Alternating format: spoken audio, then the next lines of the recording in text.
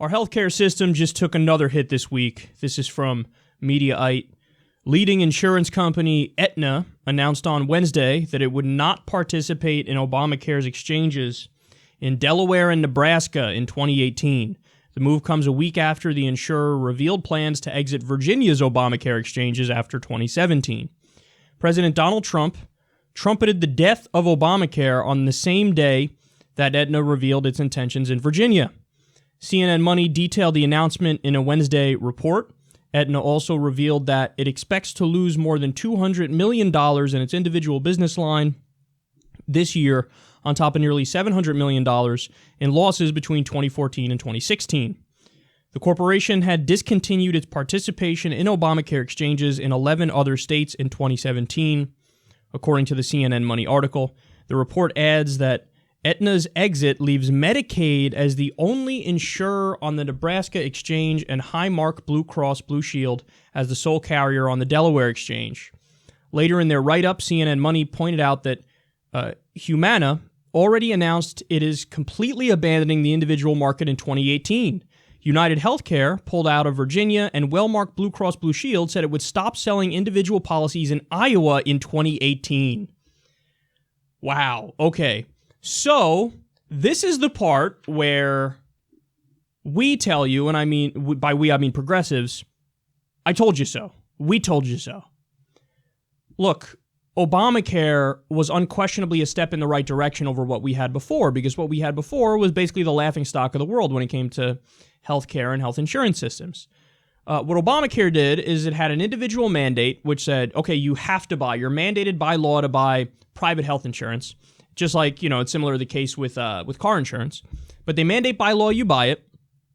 And then they have other, mitigating provisions that are positive, whether it's the Medicaid expansion, whether it's staying on your parents' health insurance until you're 26 when it used to be lower than that, whether it's protection for pre-existing conditions, or the health insurance companies needing to spend, I think it's at least 80% of their money on actual health care, versus back in the day, some of the ratios were like 50-50. Half the money would go towards care, half the money would go towards overhead and profits and all the other shit.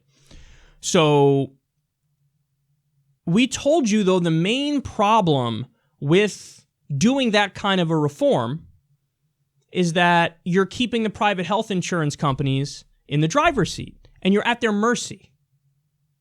Remember, Obamacare was originally a right-wing plan. Richard Nixon proposed a version of an individual mandate system when he was president.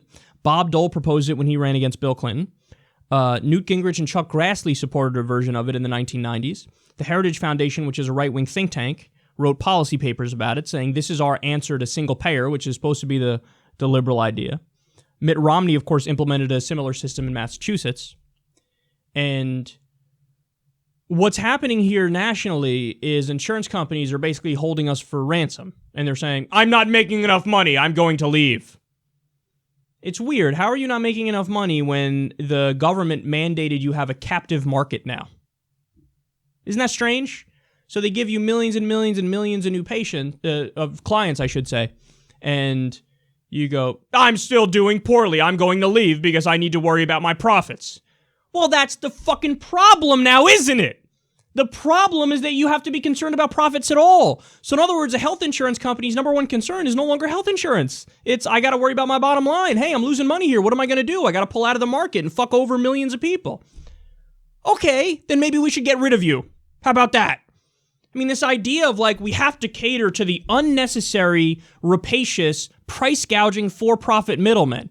No! How about other modern nations don't have that? Now, I wouldn't totally abolish private health insurance companies, but it should be supplemental. We should have a Medicare for all system, and if some rich douchebag wants to get extra insurance because they want to get, I don't know, their wife's jaw done or some shit, here, private health insurance, you do whatever the fuck you want.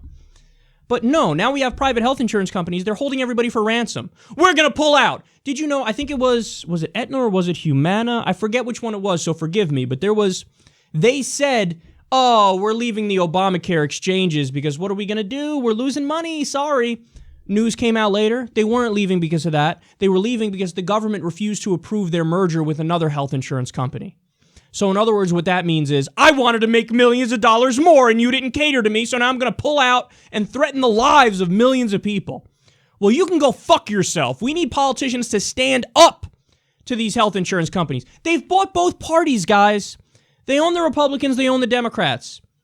Now the Republicans craft legislation solely to be bigger giveaways to private health insurance and to big pharma. That's the whole purpose of Republican healthcare plans. How do I know that? Look at the CBO report. You're going to do healthcare reform and you're going to make it so that millions more people are uninsured, they're uncovered.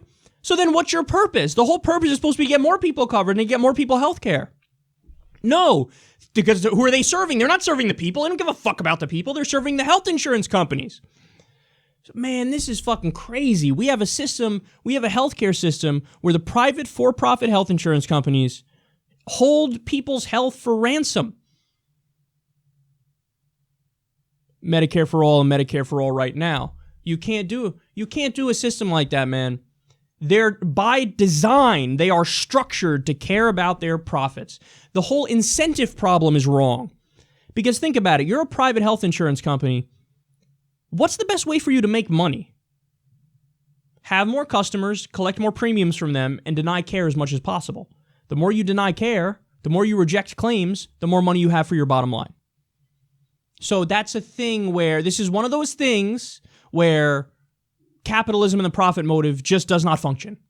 You know, in many ways, if you're talking about, hey, I'm making couches, I'm making video games, I have a consumer good, I have cars, whatever. Profit motive, totally fine. You get the better quality product for the lower price. It just so happens there's some things where you just can't apply that motive because it ruins everything. So you can't apply it for prisons for obvious reasons, because then you'll have the lobbyists pay the politicians to try to make more things illegal so they could lock up more people, put more asses in their prison bed so they make more money. You don't want to have an incentive problem where people get paid more when you lock more people up. That's a terrible incentive. Can't have it there, can't have it with health insurance and healthcare. You just can't have the profit motive for that. You just can't do it, because this is what ends up happening. You end up having private health insurance companies wrecking our system and not giving a fuck about it because they're not built to give a fuck about it. They're built to care about their profits. We need Medicare for all, and we need it right now. Go to justicedemocrats.com/single payer, sign your name in support of Medicare for all, HR 676, and if you have, or if you haven't, call your congressman or congresswoman, tell them, hey, support this or we're going to vote you out.